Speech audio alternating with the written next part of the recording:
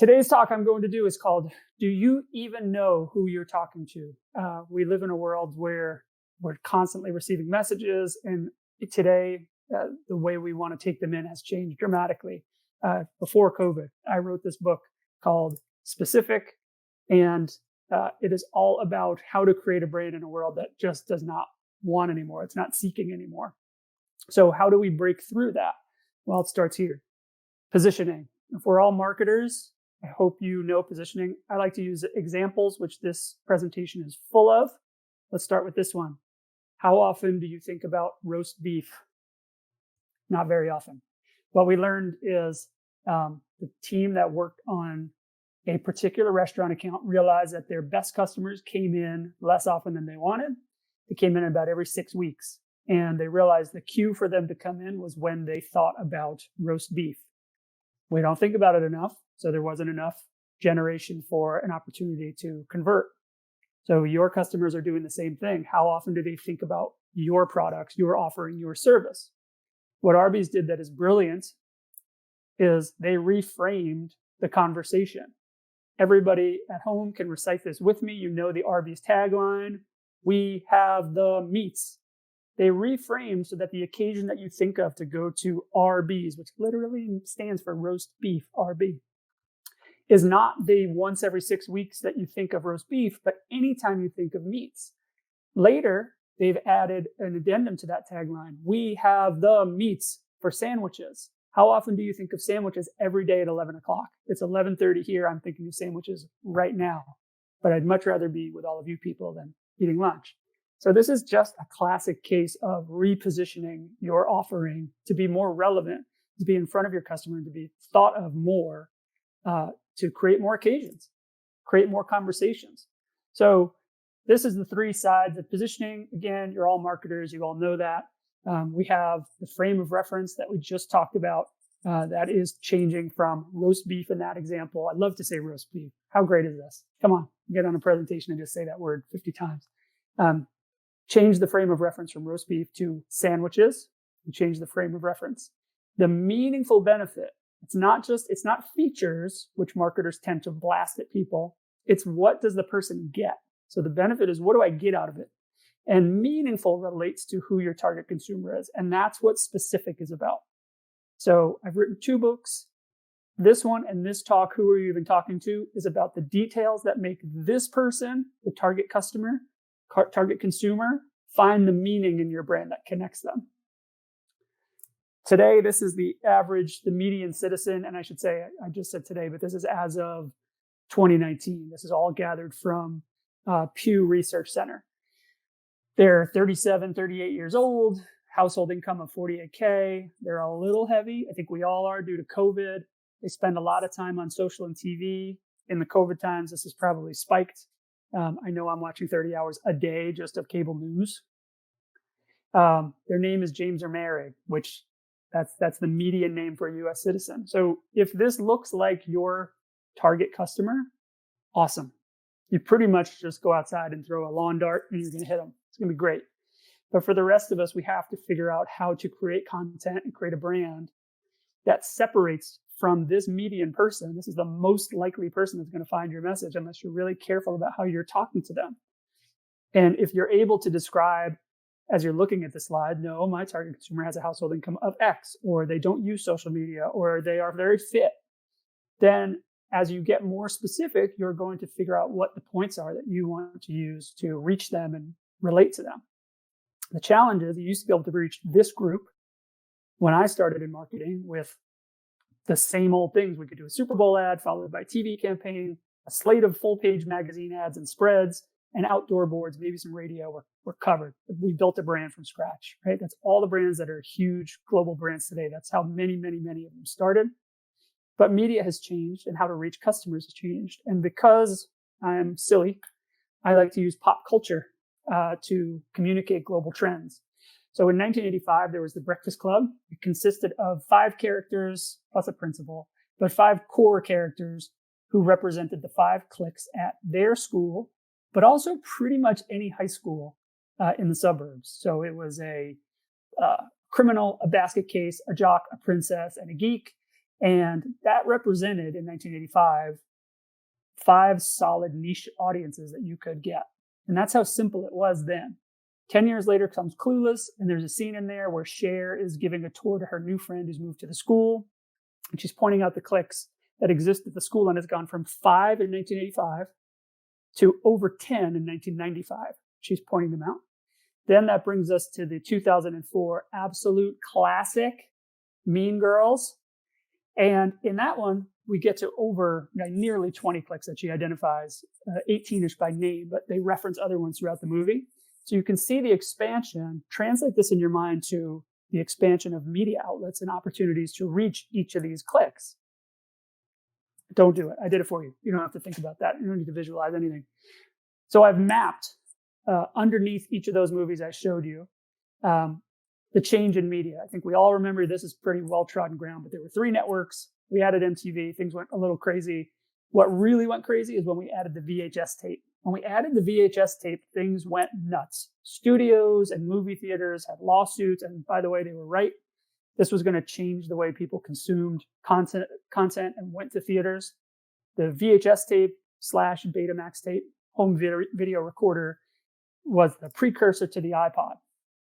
By the time the iPod's introduced, along with these prototype cable and 4th network channels, it blew open the door to all these cable channels that came by the time Mean Girls was a phenomenon. Netflix, Roku. Now I don't even need cable to get to all these channels, right? And you can see in 2017, a full nearly 40 years after The Breakfast Club, 13 Reasons Why comes out on Netflix, and there's no more clicks. Every person is a bespoke niche that can be reached with their own motivations, their own drivers, and that's what media has become. It's impossible to just do a Super Bowl ad and launch a brand. It's impossible to buy a trade magazine and reach all your customers. They're everywhere, and they all have unique needs. So I stole this from Howard Gossage, who is a famous copywriter. And he said, we read things that interest us. Sometimes that's an ad. I don't think people really even read ads anymore. We don't think about brands at all. As I mentioned when I showed you positioning, and I'll go back to that here. Brands tell us features, but we're looking for meaningful benefits, which means we're looking for the solution. We're not looking for the brand, or we're not really thinking about the brand. I want to show you an example. This is a band called Radiohead. If you don't like Radiohead, if you've never heard of them, I don't care. Replace them with your favorite band. I know Kenneth would have some opinions on that, but let's say it's like Kendrick Lamar or Kanye. Those will all work, because when Radiohead was faced with, in the early 2000s, the end of their contract, instead of re-upping probably would have been a windfall, probably would have still been rich, they posted their next album by themselves on their website and said, take it for free or pay what you want. And that changed the game. But what it really did was it illuminated the theory behind specific, which is we come as customers, as fans, we come to the solution that only Radiohead can offer. If you are a listener to Pandora or Spotify, I'm cheap, so I have the Spotify free account, which plays ads in between every 10 songs, sometimes more often than that. They'll play ads for a new album from some artist that I've never heard of. Do you know what they never play? They never play an ad for someone that's been in the top 10 or top 5. There's no, Kendrick Lamar needs to advertise on Spotify, because when Kendrick Lamar is going to release an album, I already know, and I'm standing by at midnight of that Monday night waiting for that Tuesday drop. When Radiohead is going to do something, I'm already anxious for it to come, right? Because Radiohead, Kanye, Kendrick Lamar, artists that you love, whoever it is, they have a point of view. They're communicating on an artistic level. And make no mistake, these guys are brands, right? They move markets. When Kanye releases an album, that's great. He sells trillions. He goes diamond immediately. When he signs a deal with Gap, Gap's stock goes up, right? That is his brand improving a pretty moribund Gap brand on the market, making a real impact. So people are seeking that point of view and following it wherever it goes. Now, what we want to do is create a specific brand that has a point of view and is able to communicate that to our number one prospects and customers so that we are drawing them to come to us to be the solution when they have that problem. Because as we all know, trying to reach them across the diaspora of all the media outlets that I just showed you is really hard. It's like a reverse obstacle course. So I want to show some examples of brands. I'm going to show you one great example of a brand that does this really well. I think this is a brand you all know. When I wrote the book, it was still kind of a hidden gem. Peloton has disrupted fitness by changing everything and speaking to a very, very singular focused consumer. When they first launched, they had a clear vision of who their customer is. And more importantly, they were not afraid to identify who their customer was not, which is huge. It's huge. So if you spend any time on the Peloton website, what you'll notice is that the Peloton is always photographed inside a beautiful home. It's always photographed with really fit people. There are always cues around the photo that display wealth. It is not a cheap product. It's expensive. And then there's references throughout the website in the meaningful benefits that are explaining the level of service and the experience that you're going to have. And that experience takes two sides. One, you are going to have access with a community of like-minded fitness enthusiasts to the best spin instructors. And I'm only talking about the bike, knowing all the other things they've launched. The other experience is the white glove experience you get of somebody showing up to your house to fit you for your shoes, to set the bike up, and to make sure it's perfect. So that feeling you get when you open your new Apple phone, they're like, no, we're not going to leave that to chance. We're going to actually send someone to do that. So look, how did they do that? How did they communicate that? They communicated it by identifying who is not the target. So I am not the target. I already told you I'm cheap. That's true. I wish I was saying that for comedic effect. The bike becomes the centerpiece in every photo of the house, which is insane to me. So in a house, who is the target? The target is the guy who has this view of the entire Silicon Valley and has a bike in the picture window. Or there's another shot where it is in the dining room, in the place of a dining room table that could probably comfortably seat 12, and maybe like a senator could be there with Secret Service and it would still be spacious enough. That is the target. Who isn't the target? People who look at that critically like I do and go like, well, you wouldn't, that's a crazy commitment to fitness. Like, I like being in shape, but I don't think I would make it the centerpiece of my house. That's not me. This is communicating that the people who see this and get it say, yes, fitness is important to me. Metaphorically, they understand. I don't think they all do this with it, but you get the idea. They're not afraid to show who's in and who's out. And that's what a specific brand is. A specific brand and a specific company is the company that knows everything about its best customer and knows what really motivated them to choose their brand, their solution, and what the features are that converted to meaningful benefits to them. So it looks like this. I always ask when I'm working with new clients that I'm consulting with, if we had to start over, if there was going to be something that decimated your business and you only had that 10% of your business, of your customers left, who would you want to build around? That's this tiny dot here. I don't think that's really accurate math-wise. This is smaller than 10%, but you get the idea. That 10% is your specific customer. That's the 10% you want to build around. You want to know everything you can around them. And that's the group that if you had to focus just on them, you could make the offering work. You could make the product work. So the question I always ask of any brand, who are you for? And hopefully when I showed you my Pew research, you knew that you were not for that. That's not me.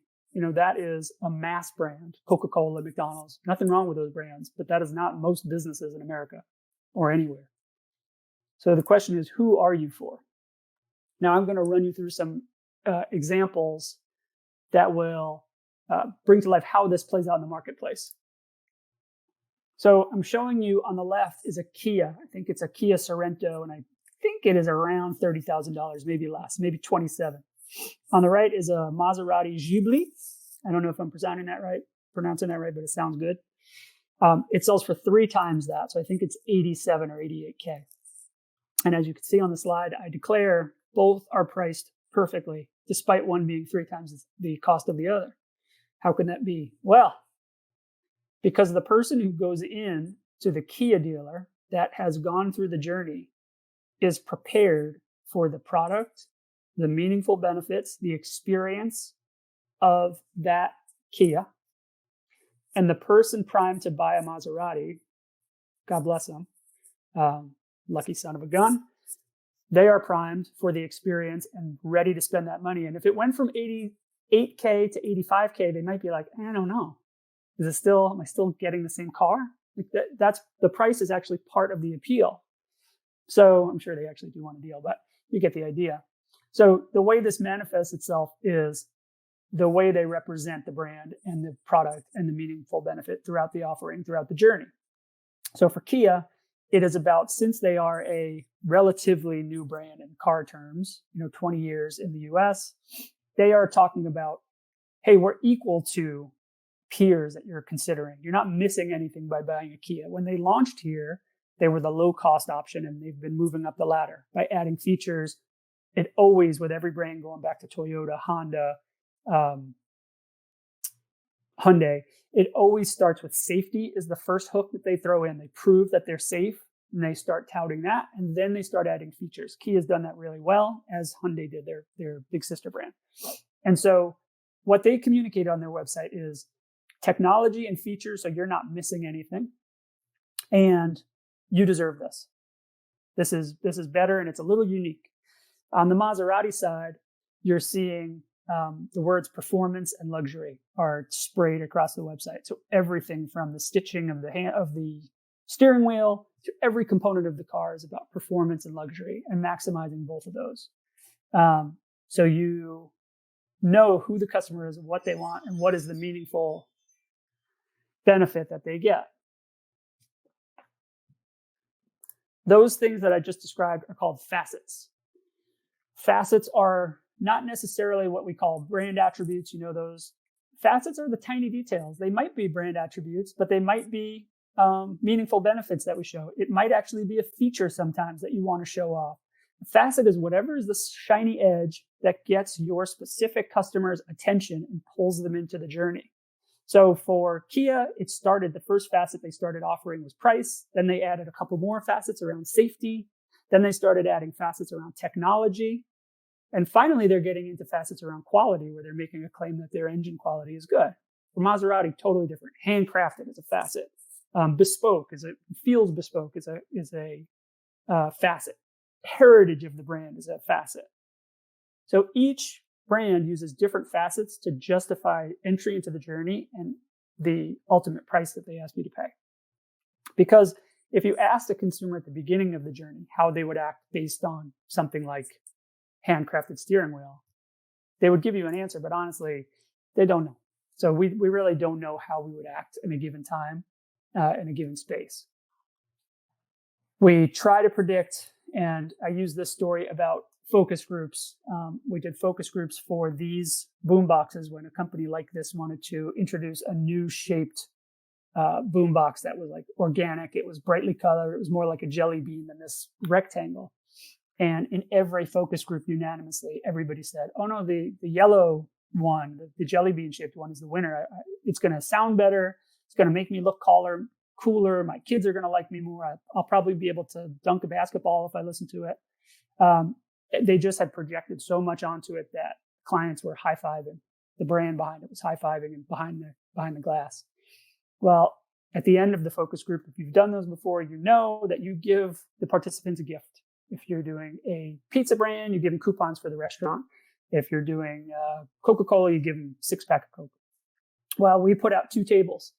One table with the yellow jelly bean and one table with these black boom boxes that they told us were outdated and terrible. And unanimously, the people who told us that these old school boxes were no good, took these and left the yellow one sitting there. We don't know how we're going to act. Focus groups are a bad predictor. So knowing your customer better than they know themselves and knowing what the real drivers are is critical to having penetration into an audience set. Skip those. The idea is that you will be the answer to their query. Your brand will be so sharply honed that you will be the only result in their search. You're the only one who can understand what they're going through. So I use this brand, Humira. Humira solves multiple health problems for people. So it's like Crohn's disease, plaque psoriasis. I think 5 or 6 different ailments and afflictions are addressed through this drug, Humira. And what they did that is unique is that instead of launching one campaign that says, hey, come to us for all these things, whether you have plaque psoriasis or Crohn's disease, which are on different ends of a map to a patient, but have a similar root cause, they created bespoke campaigns for each affliction to be specific to that person, because nobody says, let me figure out what's the root cause of the problem that I'm having medically, and then Googling that, and then figuring out if there's a solution that branches off of that. So if you can imagine the courage it took for the brand team or the agency or whoever worked on this to recommend that, it's amazing. It's a testament to the idea of being specific. So I want to walk through with the ways that specific brands can live in the world and some of the ways that you can see this expressed. I'm using consumer brands because they're just easier to get your head around. So the first example is design. Let's talk about design. The most clear expression of a brand and the most clear way to be specific is through a logo, right? So if you think about, we're talking about roast beef, we're talking about lunch. I'm hungry, it's noon here in Arizona. Every hamburger brand since its inception has been red and yellow, except one. Does anyone know that black and green logo? That's Shake Shack. What a great way to be specific and tell people we're different. We're the same. You can see the icon. It's a hamburger, but we're going to give you a different experience. You can see every other brand, red and yellow, red and white. Shake Shack introduced a little bit of black in there. God bless them. Good try. They all want you to know, using McDonald's color scheme, that what they sell. Shake Shack was the first one to say, nope, we're out of this convention. We're not competing on this. We're going to show people that we're different right off the get-go. Another great example of design, this was kind of a happy accident. 30 years ago, on the left is what soap looked like, what most home products look like, what a lot of cleaning products look like. They look terrible, quite frankly. And what Method did as a brand we all know, they were actually solving a different problem, not design. They were trying to introduce better supply chain, better ingredients, better outcomes. So they wanted to fill this bottle with a soap that was better for you and sourced from more sustainable ingredients, healthier overall for the planet and the people. And when they tested it with Target, people walked past it because they put it in this same crappy bottle. So as they started thinking through their problem and their customer journey, they said, well, let's figure out how do we get them to notice it on shelf. And they put it in a different shaped bottle. And when people saw that the bottle was shaped differently, it had 2 benefits. One, oh, the bottle's different. Let me pick it up and see why. Right? So finally, they were reading about the ingredients. But a lot of people, it turns out, just bought it for the bottle.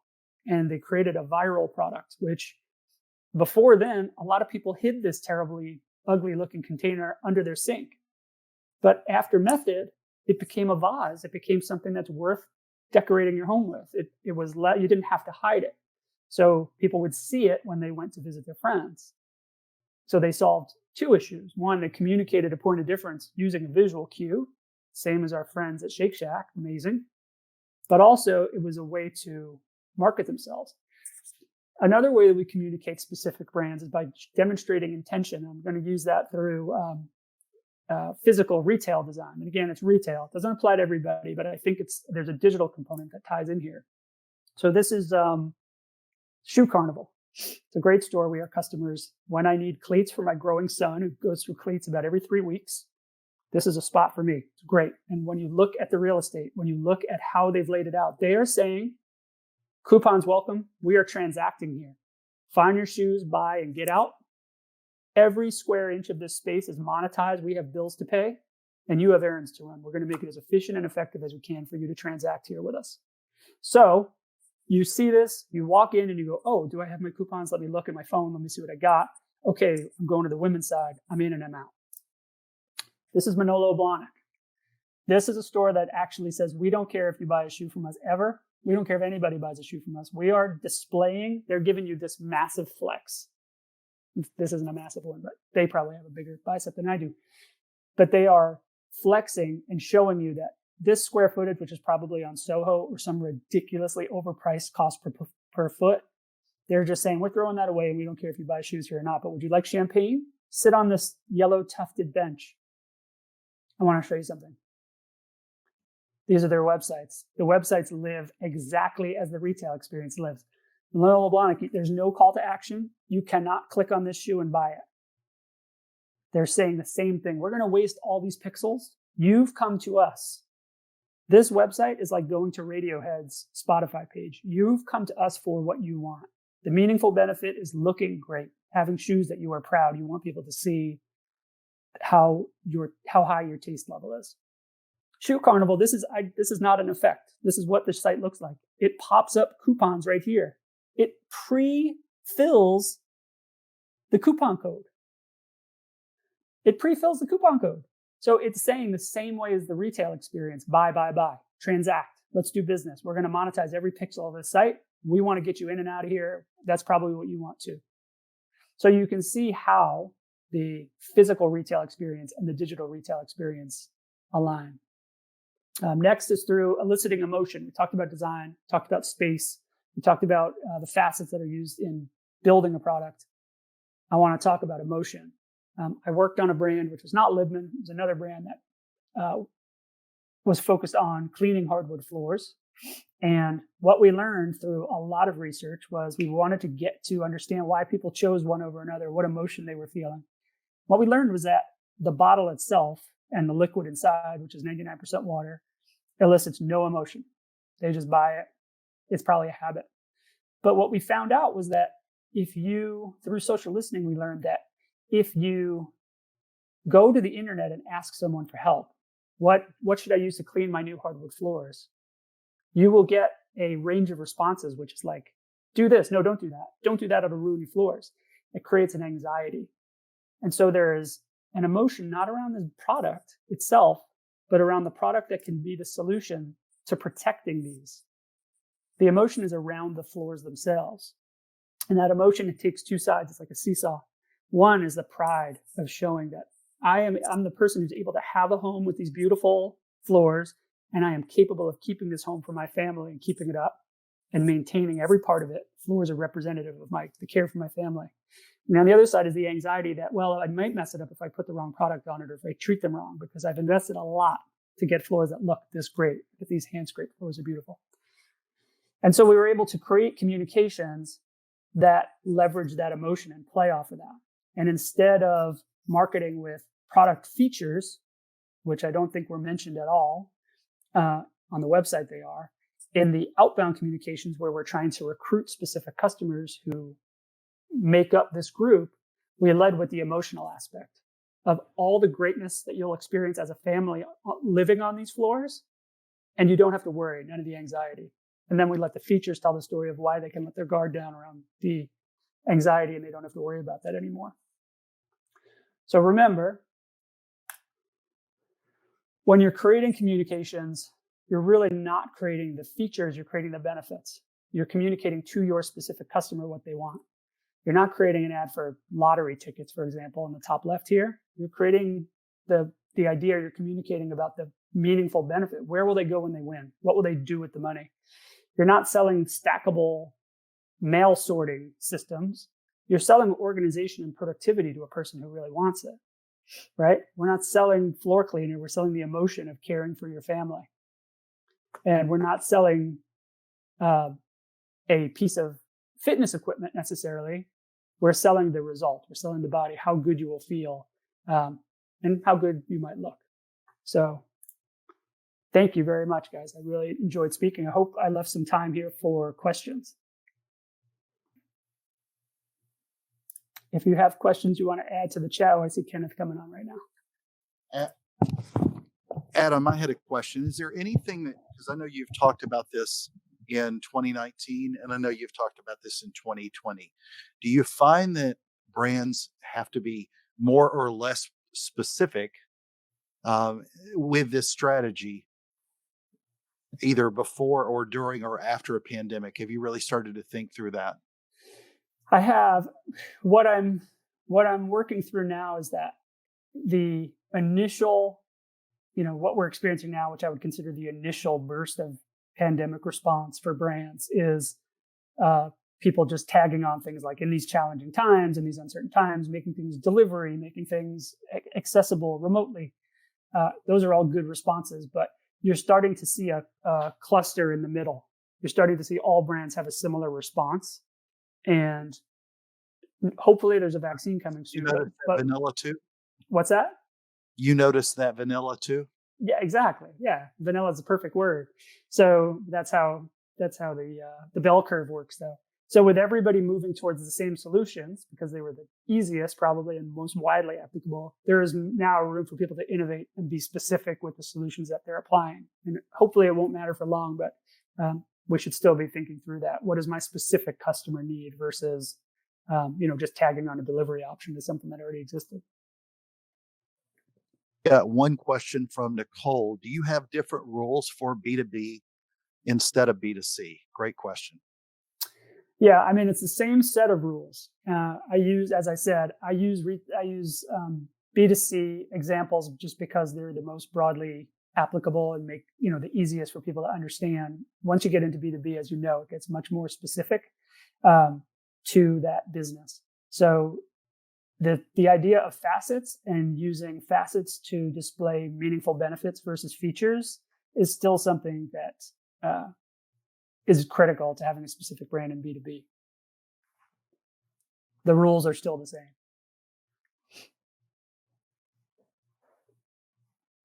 Any major adjustments that you look at for 2021 now? Well, yes, I think there's fatigue on all parts from how we're adapting. So my kids' schools opened in uh, September and are closing now. One of my kids' school is closing today or tomorrow. I think consumers, businesses, everybody is kind of reaching an exhaustion point. The brands that thrive in 2021 are going to be the ones that figured out a way to work through this exhaustion point and figure out a better way to communicate with their customers through all these changes because I don't have the brain power anymore. If I'm worried about where am I sending my child tomorrow to learn? Are they staying home? They're going to school. What's happening? This is changing minute by minute. Then I can't worry about the meaningful benefit is not meaningful at that moment. So the brands that have the ability to wait out and not get punched out with sending me offers or communicating with me and are the resource that I go to when my brain can process it are going to win. And I know you've worked for a large agency before and done strategy, but now you're working for one of the largest universities in the US. Go Devils. But go Devils. But how heavily, just from that angle, when you were working at Arizona State, how did their messaging dramatically change? Well, we did it almost references the answer to your first question. We launched in March. We closed in person learning. We didn't close our campuses, but we closed in person learning and we launched, I think it's something like 14,000 classes through um, online learning, which we already had a robust ASU online program. And then within a week, we launched what we call ASU Sync, which is synchronous learning. So real time live learning with your instructor, your professor, and the ability to exchange information with other students in real time live.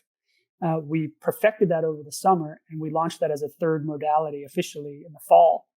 So being on the leading edge of innovation, we were able to build on that. So the messaging was about, hey, you can learn with ASU however you want using these three modalities. And we also introduced something called ASU for You, which is anybody here can go to it. There's free resources for training teachers, training parents on how to learn at home, career resources that are available at no cost from our archive of learning tools that we've created at ASU, just to be better partners to the communities that we serve and try to give back and be relevant and meaningful to people, not as a brand, but as a resource. I got a question from Drew, who's also in Phoenix. What are your favorite ways or tools to research your target audience? Oh, baby. Well, it depends on what type of industry it is. So I used to be very into social listening. That has kind of diminished in value because it's hard to get access to the real meaty channels. A lot of the listening tools have lost access to LinkedIn and things like Yelp, or it seems like whatever tool you want to get into, they don't have access to. I'm right now. I'm demoing Spark Toro, which is a pretty powerful tool for understanding just through your website Oh yeah, how people are rendition's behaving. cool. Yeah, yeah. So that one I'm demoing on some projects right now in real time. And then for I have a lot of clients in the retail space, a multi-unit restaurant and retail, and I use Esri and their ArcGIS tool that is fantastic for location-based analytics that pulls in tons of data sources and lets you really search around a locus of customers. And for one more question from Eduardo says, Adam, you show us the sample of the retail shop for women's shoes that have invested a huge amount of money in retail space and retain the message to the public that they don't care if you buy or not. What's the psychology behind that strategy? Well, it's the same thing if you've ever been in love with someone who doesn't like you. It's the same psychology, right? You want to be in that club. It's the same as Maserati to a certain extent. It's aspirational. And so the psychology is that is not something I recommend for B2B, that we're too good for you kind of mentality, but it is creating a club that we want to enter and we want to be a part of. And then wearing those shoes is an indicator to other people in the know. Oh, they're cool enough. They got it. They went there and they had the champagne and they waited and bought the shoes at the right moment. We have one complaint though, because I do think that Kanye West has a better chance of becoming president than Radiohead. Well, they are Once we not get through the naturalized. recount, yeah. They're not naturalized citizens, and he is. So, Yeah, that's true. That's true. So anyway, that is it, my man. Thank you so much for being with us today and and an my excellent pleasure. presentation. Absolutely a pleasure to be here. Thank you all for spending an hour with me. Appreciate it. You got it. Stay safe.